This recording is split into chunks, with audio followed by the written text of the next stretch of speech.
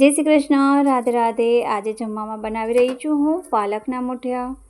આમ તો દૂધીના મુઠિયા, મેથીના મુઠિયા ઘણીવાર બનતા હોય છે। અત્યારે પાલક બહુ સરસ આવે છે, તો પાલક એક અલગ રીતે આમ પણ આપણે ખાઈ શકીએ છીએ।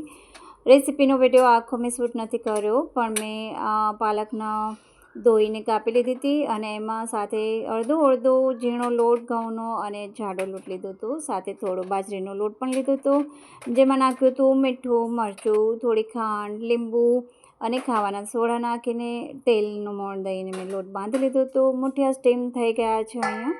હવે મુઠિયા ઘણાને તેલ સાથે ભાવે છે, ઘણાને વઘારેલા તો ભાવે છે, તો થોડા મેં મારા માટે વઘાર્યા છે અહીંયા। જેમાં તેલ મૂકીને સાથે જીરું, રાઈ, તેજપત્તો અને સફેદ તલ થોડા નાખી દીધા છે અને વઘારીને મૂકી દીધો છે।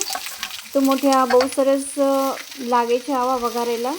થોડો આગળ પડતો ટેસ્ટ લાવવા માટે મેં ફરીથી ઉપર થોડું એવું મીઠું, થોડું લાલ મરચું, ધાણા જીરું અને થોડી ખાંડ નાખીને મેં વઘાર કરી લીધો છે। આવા મુઠિયા ચા સાથે બહુ જ મસ્ત લાગે છે ખાવામાં। તો થોડા કડક થશે ત્યાં સુધી સરખા હલાવી રાખશું મુઠિયાને। થોડા ઘણાને નીચે ચોટેલા પણ ભાવે છે, પણ મેં થોડા કડક થવા દીધા હતા। વઘારેલા મુઠિયા ચા સાથે આમ તો બહુ જ સરસ લાગે છે, સાથે ચટણી સાથે પણ સારા લાગે છે।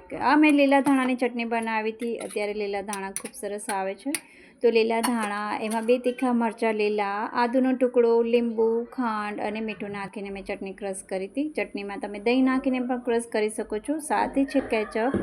તો ચલો, જમવાની થાળી તૈયાર છે। વઘારેલા મુઠિયા, પધારો બધા, રાધે રાધે।